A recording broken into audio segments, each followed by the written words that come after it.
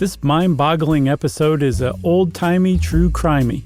It concerns one of the worst families to ever set up shop in Kansas, which is really saying something. In the early 1870s, the Bender family's surreptitious killing spree, carried out in their own home no less, resulted in the murders of at least 21 people, which earned the family the nickname the Bloody Benders. This episode will knock your socks off, assuming they're still on your feet after the other episodes so far. Welcome to Stuff You Should Know, a production of iHeartRadio.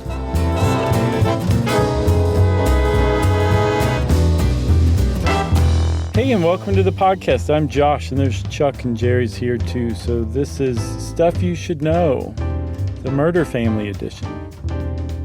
Yeah, Halloween right around the corner. Mm-hmm. I've always liked to think of you, me, and Jerry as a kind of murder family.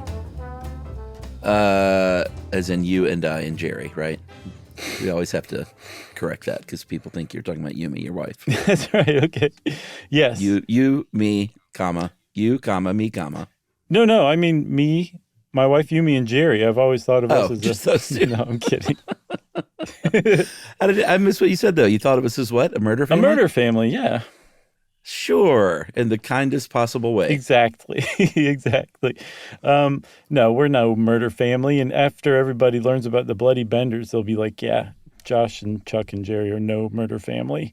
And we wouldn't want to be either because it turns out murder families are not so great, Chuck. Right. And can we shout out a listener who submitted this topic? Oh, yeah, definitely. I feel like that's happening more and more lately. A lot, yeah. As our world gets smaller, our listeners are reminding us that it is quite large. And we got this one from a Kansan. Oh, that's very appropriate. Is that how you say it? Kansan? I think it's Kansanianite. Okay, Kansanianite. Named Star White. And apparently Star was traveling with the family through Kansas and saw signs in Montgomery County for the Benders, the Bloody Benders, and things commemorating this, and said, I'm a Kansanianite, and I had no idea that this was a thing. I got to learn more about this. So we're doing one. You know, we like to keep it spooky in October where we can. For sure. And there's nothing spookier than a serial killing family. Interestingly, too, this past, I think, March, what I'm taking to be is one of the definitive books on the Benders came out. It's called Hell's Half Acre, and it is by an author named a drum roll named Susan Jonusis. That's how I'm going with her last name. But it came out in March. It's called Hell's Half Acre, and it does look pretty awesome. So I figured that had to do with this, but no, it's just completely off the cuff from a listener from Kansas, huh? Just driving through. Great name too, by the way, Star White. What a great name. It's almost like Star Wipe. No wonder you like it. It's your favorite transition. That's right. I do know a Bender, actually, but I don't think there's any relation. Yeah, because it's not entirely clear that was even their names, too. So we should tell everybody, we're talking about a family that lived in Kansas in the 1870s at a time when Kansas was like the frontier, maybe even beyond the frontier. The Trail of Tears had happened by this time, so the Osage people who had lived there previously had been forced off their land and moved further west to Oklahoma. And the federal government said, come, anybody, all you criminals, you unsavory characters, people escaping your past, come and settle here in Kansas. It's like Australia, but in the center of the United States. That's right. Did you do bad things back east? Right. Just pick up your bags and head west. That's precisely right. And so a lot of them stopped in Kansas. Again, this was the frontier, but people were still going west too. So as we'll find out, this family, the Bender family, kind of put up a claim or set down a claim. They did something with the claim. I'm not quite up on my old prospector terminology. They claimed something. Yeah, on this road that kind of kept leading west, and they set up a tavern, an inn for people to stop in, which is neither here nor there quite yet, but I just kind of wanted to foreshadow that there's going to be a tavern coming in the future. That's right, and that's probably a generous term for what they set up. Yeah.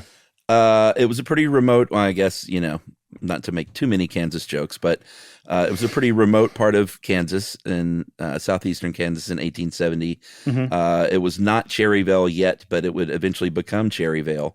Right. And at first, the two gentlemen arrived. John Bender Sr., he was around 60 years old. People called him Pa. He didn't talk a lot. When he did talk, it was mostly in German. And then he was with a younger guy in his 20s. And, we're going to say things like identified as his son, or, may or may not have been the daughter. Like, This is because of a lot of things. Partially just, a lot of record keeping back then wasn't super solid. Especially when it turns out you may be using aliases and you may be faking that you're a family, or you may actually be a family. Like, no one really knows for sure the facts of this. But John Bender Jr. was with him, and he also occasionally went by an alias. Put a pin in this one, named John Gebhardt. Chris Gebhardt. He's a comedian. He's great. I know. But apparently John Gebhardt, or John Bender Jr., was a bit of a comedian himself. But Sort of. From some reports, he was his own audience and no one else was. So to put it another way, he apparently laughed at stuff like inappropriately, like Dr. Hibbert. And also at times when... Exactly. That was a great John Bender Jr. impression, by the way. But at times where people were like, this guy ain't quite right. And he also talked a lot. So he was kind of an odd fixture as well, as we'll find out the whole family was. Yeah, he had a German accent, but did speak fluent English. And some people think he may have been intellectually disabled. Looking at kind of some of the things that happened, it seems like, I don't know about clear, but, at a time in 1870, they wouldn't have been categorizing people as such anyway, No, for sure. But from the articles of the time, that's what I'm going with from now on. They nobody said anything even remotely like that. I saw it on one, I think, like Crime Reads article, and that was about it. I just got the impression that he was really kind of weird and almost like a Jethro Clampett type. That's who he reminds me of. Okay. So what they built on their 160 acres was, you called it a tavern. I call it just a big room, kind of like a bunkhouse maybe. They called it, or Olivia, who helped us with this, called it a foothouse. But it was 16 feet wide, 24 feet long. So what they eventually did was they would put up a canvas sheet, kind of splitting it in two. They lived in the back, and then they called it an inn. You called it a tavern. It was really just a room with some canned goods and supplies, and I think a couple of beds, right? Sort of like a bunkhouse. It was not fancy at all. No, but I'm guessing, like, as you were passing through Kansas back then, and maybe even today, it was pretty appealing. You think? Well, I mean, it was better than sleeping out on the open prairie with the bedroll, right? There was a hot meal, they probably had tobacco. And yeah, I mean, it was better than nothing. And I think I get the impression also, one of the things that made it better than nothing was the daughter who I say we meet right now. Her name was Kate, and she showed up after this tavern, this house had been built. That's right. The two ladies were sent for after everything was done, and it was Ma Bender, who everyone just sort of assumed was the wife and the matriarch of the family. She went by Elvira sometimes. She was maybe in her 50s and led on like she didn't speak very little, if any, English at all. But had like a terrible temper. She was widely reputed from anybody that met her that she was just a terrible cuss of a person, from what I gather. Yeah, in fact, I think she may have been the one sort of leading this whole charge that we'll get to. I've seen both. I've seen her, or I've seen Kate. And Kate was the daughter. She was in her 20s. But I think more than anything, she kind of attracted passersby with flyers advertising her mediumship. Like, she was into spiritualism and free love, apparently, too. And who knows what that means in 1870s Kansas. She was showing a little ankle. I don't know. Like, I have no idea what free love means in that context, but it was unusual, at least, and got attention. Some people thought she may have been the daughter. Other people thought that they presented she and John Jr. as a couple. So it was just sort of one of those things. It's loose out there in 1870s Kansas. Right. So one other thing I read, Chuck, that Livy didn't quite hit on was that this family, they weren't like exactly, fading into the woodwork or the prairie. Like they were well known in their little community, mainly because there were only like 8 or 10 other settlements around them at the time. But also because I think they were the only ones running a tavern, and they had an orchard that will factor in later. But apparently their cherries and apples and peaches were like really prized out there at the time. So they were part of the community, but they were known to be weird, and Ma in particular, which you just kind of avoided her as best as you could. Right. So they have this thing set up. It's on the edge of the Great Osage Trail, which is, like you mentioned earlier, where a lot of people continued westward. Mm-hmm. And it was a good place to have a little bunkhouse that sold a few things. What's the word I'm looking for? A general store. No. Ollie's Bargain House. Rations. Oh, okay. Yeah. Selling rations and things like that. They sell rations at Ollie's. What is Ollie's? It's like a deep discount liquidator. Like if you stole a truck, you just drive it over there and they'll buy everything and then turn around and sell it. I don't think they actually do that, but it's the appearance of that kind of thing. Yeah, we should be clear. We're not alleging. Exactly. I've never heard of Ollie's, so I'm innocent of this. You should go wander around one. You'll be like, okay, I gotcha. Here's an Oriental rug. Here's some off-brand bleach on the next aisle. Like it's just that. Really? Yeah. Oh, yeah. It's like where that. Where are these places? All over the place in every strip mall, in every city, in every country in the world. It may be one of those things that's so ubiquitous, I've just never noticed it. Yeah, like I think so. Right under my nose. It's possible. All right, so they set up an Ollie's right there on the Great Osage Trail, and maybe this is a good place to take our first break. Oh, I wasn't expecting that. Let me see. Okay, that sounds good.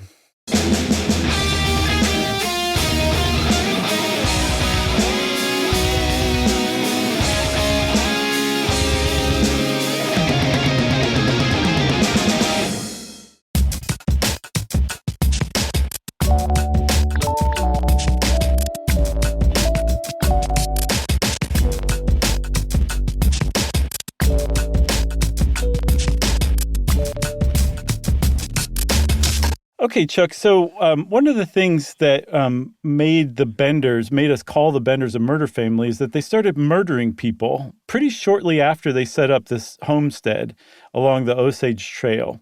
And one of the things about Kansas at the time was it was really, really violent. Not just in the wars against the Native Americans there. There were also pro-slavery and anti-slavery factions that committed atrocities against one another. The Civil War, I read, kind of broke out thanks to Kansas, struggling which kind of state it was going to be. So it was a really violent place. And it was with that kind of violent backdrop that a family could just kill a bunch of travelers without anyone really taking notice, because it was also just the kind of place where people just went missing. It just happened. It was a really dangerous place to travel. So when it happened, it didn't exactly like set off the media, and search parties didn't usually come out for people. Yeah, absolutely. However, when they start turning up in regular order around town, then you've got a problem, and that's what happened. Yeah. In May of 1871, the body of a man was found in local Drum Creek. This is southeast of the Bender's house. And this is very key here. He'd been brained, he had his skull bashed in, and had his throat cut, which, as you will see, becomes the recurring MO of this family. Yep. 2 more men were found shortly after, I think a few months later. A few months after that, another body was found, all in the creek, and apparently they all had that same kind of a mortal wound, or that combination of injuries. And one of the bodies was identified as a man named William Jones, and he had been known to have been carrying about $250, which at the time was like a lot of money to today. So it's $6,000, close to it. Okay. And he was going to pay off his mortgage for his homestead, which is something people did at that time, too. It's another thing that made it dangerous. A lot of people were walking around with a lot of cash because they were going to buy land, pay off mortgages, do God knows what. And there weren't banks, so they were traveling with cash. And this guy was exactly that. And there was a farmer whose land he was found on that was initially accused, but they were like, I don't think it was him. So he got off. But I'm sure he was like, wait, what? What? No, it wasn't me. Yeah, and the way he got off too was kind of frustrating as a crime enthusiast reader because they investigated it and they found that the wagon that dropped him had a very distinctive track that one of the back wheels was off center. Mm-hmm. And I kept waiting for that to come back. It's like, remember that wagon? Mm-hmm. That's what eventually led to the killers. But spoiler alert, that does not happen. So don't put a pin in it. Take the pin out of that. Yeah, just throw that pin away. Yeah. Break it in two. So the thing about, I think one of the reasons why people started getting hot under the collar about these murders too is that this area got a really bad reputation really fast. Like it was like you avoid the spot as best you can. Like maybe go out of your way to avoid this area on the Osage Trail because people just wind up missing there. And that kind of got people aware of like the whole problem that the area was facing, but they didn't know who it was. And they certainly hadn't centered on the Benders. The Benders just had a reputation as being odd and possibly a little maybe violently unusual, but not murderers by any stretch. They just weren't suspected for a really long time. Violently unusual. Yeah. What a reputation. Yeah, that's pretty serious. Here's another story, too, that you do need to get that pin out, put it back together that Josh told you to break in half. I'm sorry, everybody. And put a pin in this story because this was, chronologically speaking, February 1873. A woman who didn't really have any money apparently stopped at the home, asked to rest, asked for some food, fell asleep on a bed in the back. And then when she woke up, there was Ma Bender. And she pointed to a table covered in pistols and knives and said, "There, your supper's ready." Right. So this lady somehow apparently manages to stay composed and not like react with alarm. She goes, after like waking up. Fiddlesticks. Yeah, exactly. And said, "I just need to step outside for a minute to do something." Just apparently made a private excuse is what the Kansas City Times said. Yeah. And ran and took off running barefoot, basically, in her sleeping clothes, ran for a couple of miles to find help. Mm-hmm. And it's hard to parse together what this sentence from the Times even means, but I'm taking it to mean that it still didn't set off alarm bells for this family. It didn't. And that, by the way, is a classic example of being violently unusual. Right. Okay. They were just like, if you're violently unusual, you have the kind of house that people run 2 miles away from in their bare feet. Yeah, where guns and knives are presented as supper. Exactly, right? So this is just kind of going along. The Benders are humming along, doing their murdering thing. People don't really suspect them, but the area's got a bad reputation. But there was a series of murders, actually a combo, a 1-2 punch of murders that finally led to their discovery as a murder family. And the first thing started with a guy named George Newton Longcore, who left Independence, Kansas, which was just to the west of Cherryvale along the Osage Trail. And he was on his way to Iowa, so he would have passed through Cherryvale, along with his 18-month-old daughter, Mary Ann. And he never made it to Iowa, and that caught the attention of another man, a physician named William York, who was his neighbor and was concerned enough that he started traveling around inquiring about him to see if he could figure out what happened to George and his daughter, Mary Ann. Yeah, good neighbor. Yeah, really good neighbor. Like to do such a thing, to take this trip. So starts investigating, finds out that the horse and wagon team was abandoned near Fort Scott, Kansas. Mm-hmm. And in the spring, I think that's what led him to go out there. So he's out there in the spring. He gets to Fort Scott. All that stuff is still there. Basically, all of their stuff had been abandoned. They were nowhere to be found. So he's like, something is going on. I need to go back to Independence. And then he disappears. Yeah. And that really caught the attention of people because it turned out Dr. William York, and if I said Edward the first time, please forgive me. His name was William, and he was a doctor, and he was a York, and there were two other Yorks. He had a brother named Edward, who was neither here nor there, but he had a really important brother named Alexander York, who was a colonel from the Civil War and also a Kansas senator. So they had murdered the brother of a Kansas senator who was known to be out looking around the area of Cherryvale for somebody else who had gone missing, and that really got people's antenna up. Yeah, big time. Enough to where they got a search party. Colonel Alexander, I think about 75 men set off, and they were scouring around. They basically kind of figured out at one point that they definitely went by the Bender's house. So let's go by and talk to these people, see what's going on. When they do this, Ma Bender, claims to not speak English, which seems like her main jam, her big joke, besides here's your supper of guns and knives, was I also don't speak English. Kate, young Kate says, I don't know anything about this guy. And then John Jr. said, hey, listen, I was shot at when I was out there at Drum Creek where all these like bodies have been found. And I can take you out there and like maybe the people that shot at me killed your friends as well. Yeah. And again, just imagine Jethro Clampett saying this and taking people out to look at a place where he claims to have been shot at, right? I love that bit. So, but he's also just kooky, you know? Did you watch the Beverly Hillbillies? I did. Like a lot? Yeah. I watched it a lot.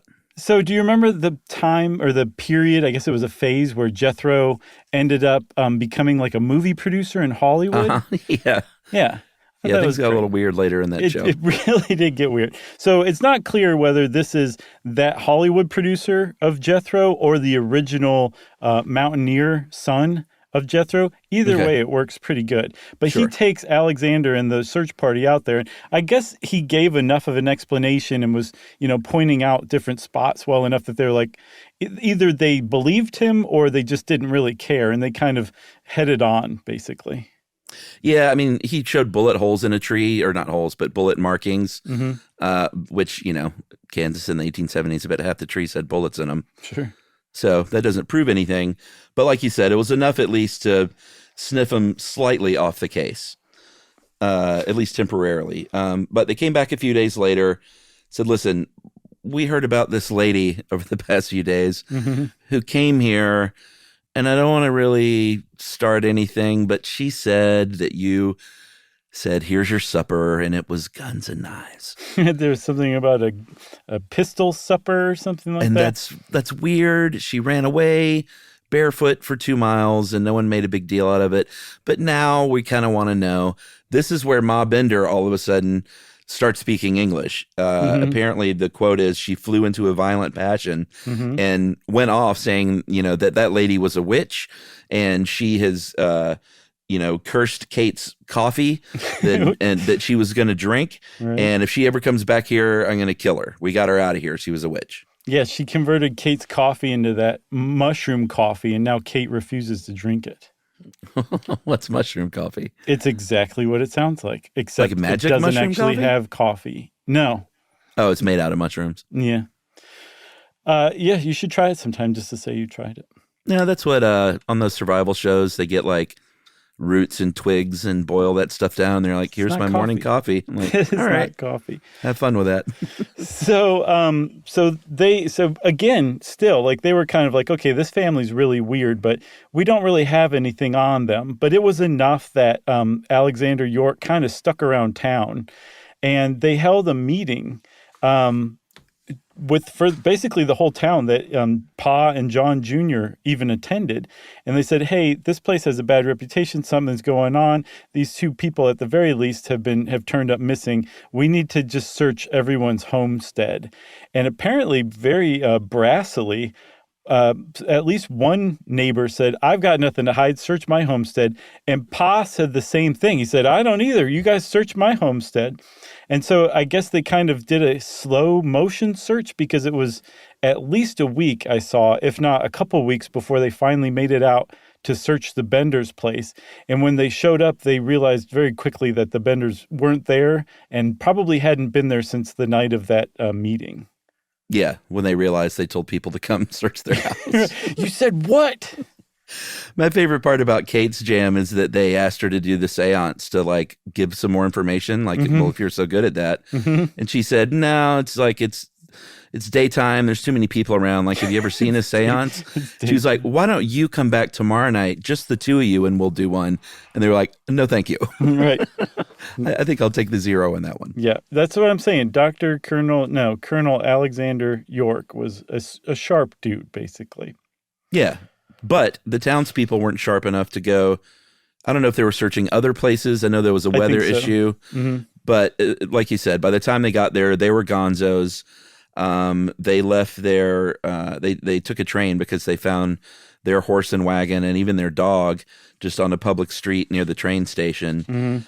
And they got the heck out of Dodge. Well, not out of Dodge, out of what would become Cherryvale. Very close, very close. So the volunteers were like, well, I guess since they left, we can just go ahead and go on in. And apparently they found very quickly that there was a trap door in the floor. And when they opened the trap door, I guess a lot of them gagged because it smelled like decaying human remains. And even though they looked in there and there weren't actual bodies, there was so much blood and gore in this cellar rotting that it was enough to make a person gag, even without a full body decomposing there. I think it's a great place for our second break. Oh, okay. Great. The height of suspense. Let's do it. We'll be back and talk about what was making that smell right after this.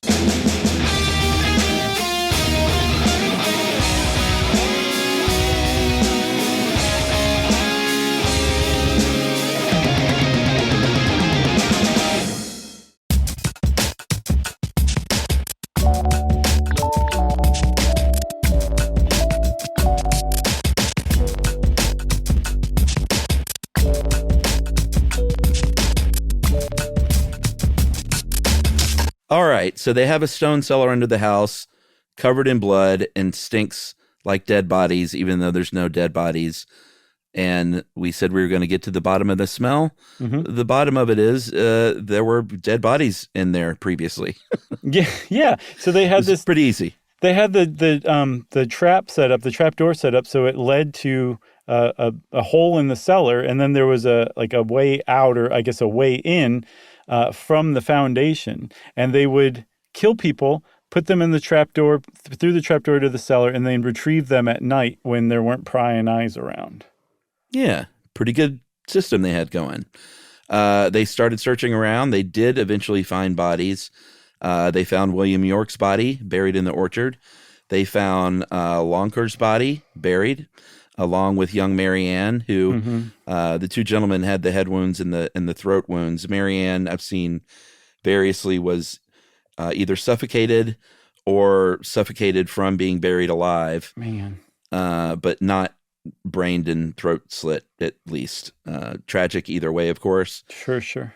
But very, very sad case. Eventually, they would go on to find about a dozen bodies and were eventually implicated in as many as 21 murders. Yeah, they found it. Yeah, I saw 11, I think, including Mary Ann.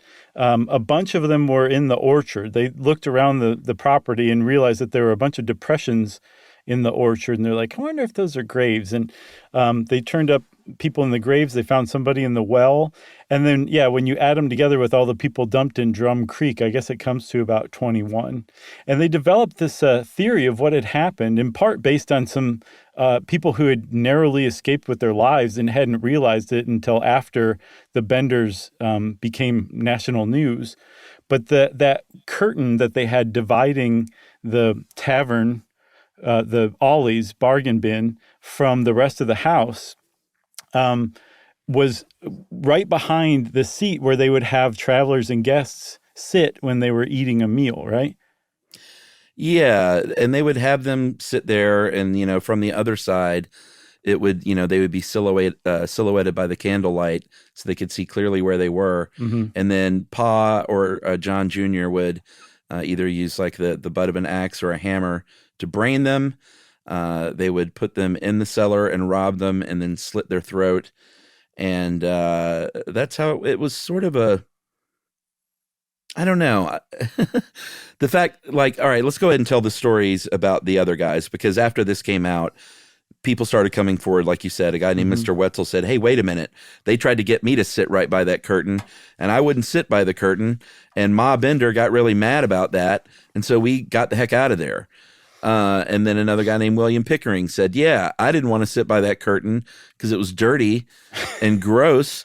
And I took a different seat, and they got in a big fight, and Kate came at me with a knife. So I don't know why they just didn't come up behind them and brain them. Like maybe they felt the curtain offered some sort of cover. It just seems very like stubborn. Oh, like they had to follow procedure or else the person was like allowed to you live. have to sit there. I'm like, well, you can't murder a guy in another chair? Well, I don't think it would have been as easy to come up behind him from the curtain. You know what I'm saying? Maybe. It sounds a little, I mean, I guess they got away with it for a little while, so, but I don't know. It sounds a little amateurish. Sure. Or they were such professionals, they just stuck to the script. And if the script deviated, they didn't take chances. And there's actually a good suggestion of why they didn't take chances, because there were later discovered in the house bullet holes in the walls and in the door frames. And that was taken to be from people who had tried to fight back when they realized what was going on. But I guess they had ultimately been unsuccessful because nobody escaped that house saying they had shot at everyone because they tried to brain them, you know? Or maybe it was just supper. I guess so. A pistol supper. You're right. Who knows? So the story gets out, becomes for the 1870s, becomes a pretty big media storm, whatever that looked like back then. And people, it became like a bit of a tourist stop. Like it sounds like people essentially showed up there and kind of looted the place over time. Yeah. We're just kind of, breaking up pieces of the cellar and breaking up the bed frame and kind of just taking whatever they wanted with them. Yeah, and one of the reasons it became such a media frenzy is they were the first serial killers in America that America ever produced, at least as far as the media could tell. A decade later, Austin would have what's frequently referred to as the first serial killer in America with the Servant Girl Annihilator, which this was pre. I don't even know if I want to do a podcast on that. No, I don't. No, that name alone, it's like, nah, that's all right.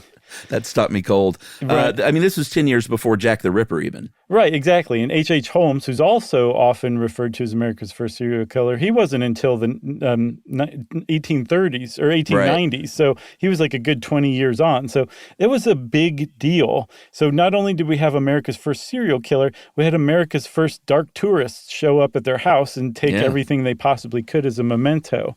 But one of the things that happened about this being such a huge media sensation is that the country was following this, and everyone was basically looking for the Benders. Because don't forget, they'd vanished. No one knew which way they went. All they knew is that somewhere not too far off, they'd ridden their wagon to that train station, and the train ticket person had said, yeah, those 4 people definitely bought tickets, but I can't tell you where.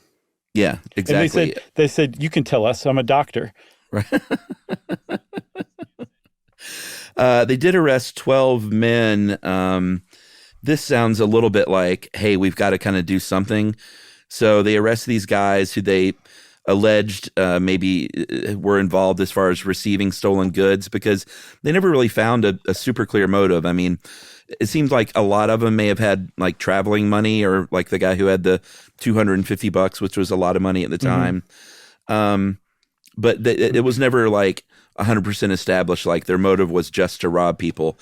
But they implicated these 12 guys as guys who may have helped them move stolen items and money and stuff like that. Right. And apparently one of the guys was a member of a vigilante committee who tried to get on to help lead the investigation with Colonel York, but was denied and rejected.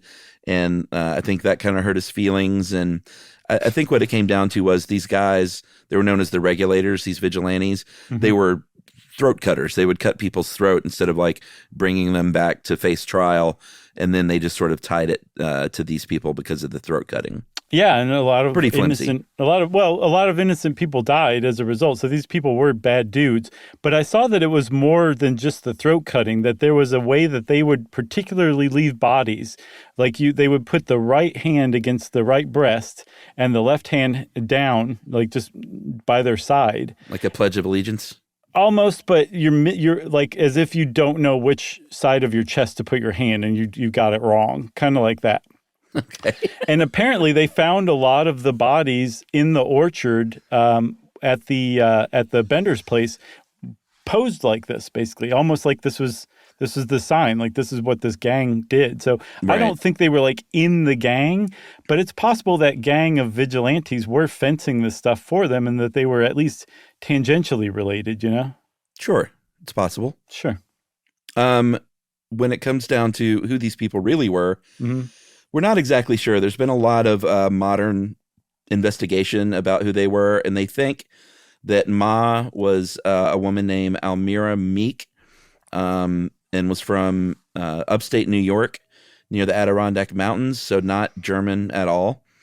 There were some pretty sketchy accounts, not super well researched, that said she had been married before and that her husbands had all met violent deaths from head wounds. So, I don't know if that's just the internet running with something or if that's true. Apparently, out of all of the four, Ma and Kate seem to have actually been related. Although I don't know how. I didn't see how. Did you? Like how they were related? No. Like they were supposed to be mother and daughter, but how did that ever get turned up? Like where was that? How was that ever defined or I think determined? just people doing like modern research on lineage and stuff like that. Okay. Because they think they turned up her original name too, that Ma was married to a man named Griffith and that Kate was really Eliza Griffith. Okay. John Sr. apparently was John Flickinger, and was either from Germany or the Netherlands. And then John Jr., apparently his real name was the alias that he was using that I said to put a pin in, John Gerhardt. And now you can take that pin out and break it in half and throw it away. Yeah. So if he was using his real name as an alias, then I'm not sure what was going on with John Jr. No, no, he was a Jethro type. Don't forget. So there were people who were like, "Oh, we've seen the Benders. We saw the Benders here. They went this way. They went that way." For years and years and years, it was like people would report on their whereabouts, and it's unclear to this day whether people did or didn't know where they went. I saw there was one like kind of article, I guess, from the time that was basically like, yeah, everybody knows where they are and there's just nothing anyone can do. They made it to another state and everybody just kind of leaves everybody else alone out there. Other people have always reported like, no, they have no idea where they went. They just kind of vanished into thin air. And then there were reports that were usually incorrect, that they'd either been captured or that they'd been killed. Or there was one report that Pa died by suicide in Lake Michigan in 1884. Right. Another one said John Jr. and Kate went to New Mexico, like sort of Texas-New Mexico border, and John died of a stroke. Some people said that vigilantes got them and they burned Kate alive and shot and killed the other ones, buried them in the prairies, but no one ever claimed the pretty substantial reward, close to $70,000 today. So it seems like none of these stories were probably true, or maybe, who knows, maybe one of them was. There's just no way to know. So Laura Ingalls Wilder actually had a family story that I read that her daughter basically said, hey, you should weave this into our family story. So it's almost certainly not true that she and her family on their way to Homestead passed by the Bender's Tavern, but they didn't have enough money to go in for food or to stay there. But they settled in a close enough area that after the Benders were found out, her father, there was a knock on her family's door, and her father was summoned outside with his gun, and he didn't come back till morning. But that anytime you ever asked him about the Benders, he would say, they'll never be found again. Right. And again, this isn't true. And one of the other things that really undermines the vigilante theory is, again, $70,000 in today's dollars was offered as a reward. Somebody from that group of vigilantes would have stepped up and taken it. Or I think so. even if they didn't, how could a group of vigilantes keep that secret for all that time, that it still to this day never came out? Because that would be something to boast about, that you were among the group of vigilantes that caught and killed the bloody benders, you know? Sure. So I think the vigilante thing is... Get a book deal at the very least. For sure. These days, I think it's the kind of thing where a lot of Kansas Cityites know about it. You know, they celebrated Bender Days for a while. They had a replica at Cherryvale at one point of the Bender house. Mm-hmm. More recently, in fact, just a couple of years ago, a gentleman named Bob Miller, who is a financial advisor from Independence and a historian, and who knows, maybe a bit of a murder junkie, bought the land and basically said, like, hey, the people that own this land never did anything with it. They never searched for the location of the murder sites or the house, and I want to do that. I want to have like professional expert investigations done on the property. Mm-hmm. I don't know if he plans to like put up like a Lizzie Borden house or something. But he wants to get to the bottom of what he can, at least. Right. Yeah. He said he's going to try to get with UK or K-State. I don't remember which one, to do like ground penetrating surveys. But I don't know what his end game is either. But it's pretty neat that he bought it. And one of the reasons why he's feeling good about finding something is the family that he bought it from owned the land for like the last 65 previous years, and they showed zero interest whatsoever in finding the actual site, and they just turned it all into cropland. So there's a good chance that there's something like the foundation, maybe even that ghastly cellar, the well that the one guy was found in, remnants of the orchard. Who knows? There could be plenty of stuff left there. I don't know if they're going to... I believe they exhumed all of the bodies that they found, but that's not to say that they found every body, you know? Yeah, absolutely. There was a movie made in 2016 called Bender that does not look great. Did you see the trailer? No, I didn't. I just saw Olivia quoted a user from IMDb that said it had some of the worst acting I've ever seen. What was the trailer like? It didn't look great. I read some other reviews that said it was okay, but it wasn't like super murdery or super scary, so it kind of fell too much toward like historical drama. Oh, they talked a lot about like raising and harvesting grain. Maybe. I don't know. But there was a thing that in Red Dead Redemption 2 that is funny because I kind of forgot about this. I played that game a couple of years ago, and there's a pig farm where your character shows up, and there's a creepy old lady and a creepy old man, and they're like trying to get you to stay for dinner. Oh, yeah? And apparently it's modeled after this. And you don't really know, and when you're in those games, you don't know quite what to do. Like, I feel like I should leave. It's kind of like real life. Uh-huh. But they offer you libations, and you need libations. Uh-huh. So if you just... all right, if you want to play this game and you haven't, it's pretty old. Don't listen to this part. Okay. But if you don't care, like most people, don't drink the drink, because as soon as you drink the drink, the screen goes woozy, and you wake up the next day, and I'm not sure that good things happened overnight. Okay, but you're not dead, huh? You're not dead. That's not very Bendery. No, it's not. I think they were inspired by the Benders a little bit, but I don't know. Supposedly, also, I've never read American Gods, the Neil Gaiman book. Have you read any of his stuff? Never have. I've read some of his short stories, and they're amazing, so I'm surprised I've never read his novels. But in American Gods, one of the characters is a Slavic god named Zernbog. That's what I'm going with. And every time the Benders killed somebody, he gained strength from their sacrifice, which is a pretty neat little take on the whole thing, because we're so like, we have the blinders on here on Earth. We don't even realize this murder family is actually contributing to the well-being of a Slavic god. I thought you were going to say whenever they killed someone, they would yell, Zernberg. That's right. Well, they did that too, but that was never captured in the articles from the time, Chuck, which, by the way, if you're like, I need to know more about the Bloody Benders, and I will not have it filtered through history, I need the original stuff, there's a website called genealogytrails.com, and if you search that and Bender family in your favorite search engine, it will bring up the crime-related news articles from the time about the Bender family. And it's awesome because it has a bunch of other details, but also it's got like that old-timey 19th century, crime reporting too. Right. It's just worth reading for sure. It's always fun. You got anything else about the Benders? Nothing else.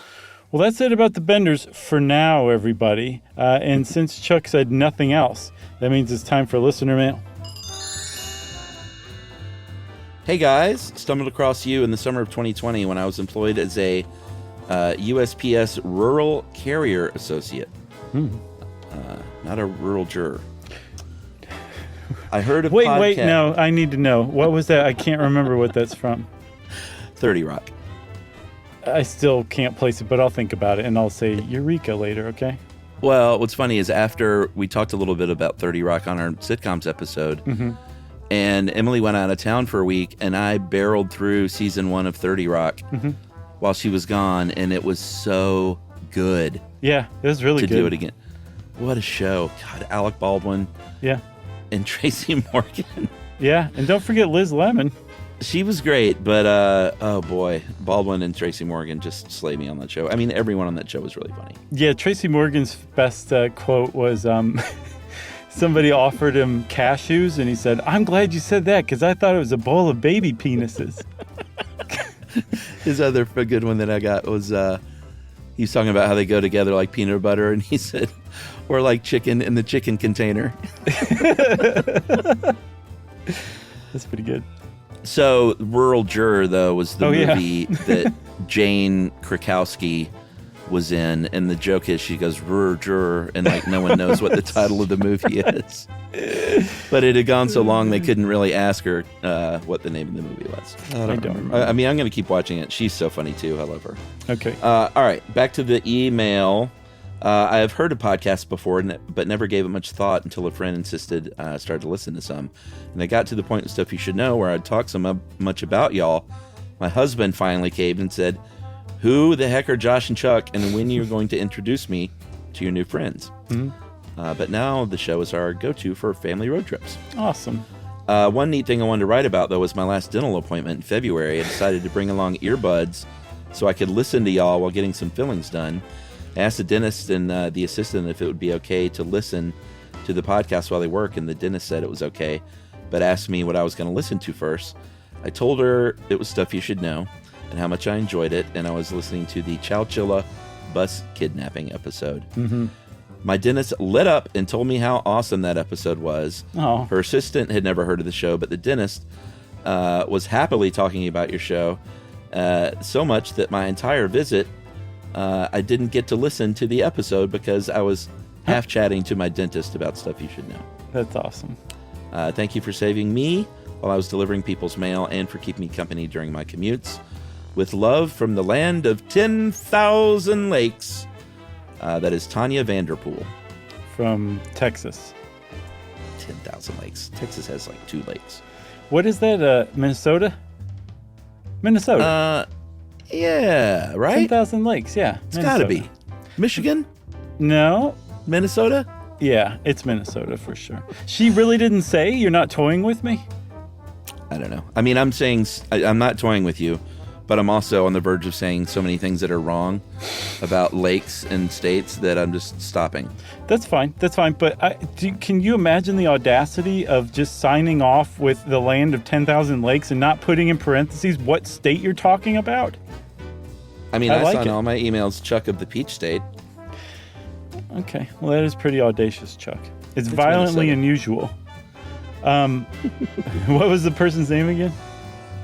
Minnesota.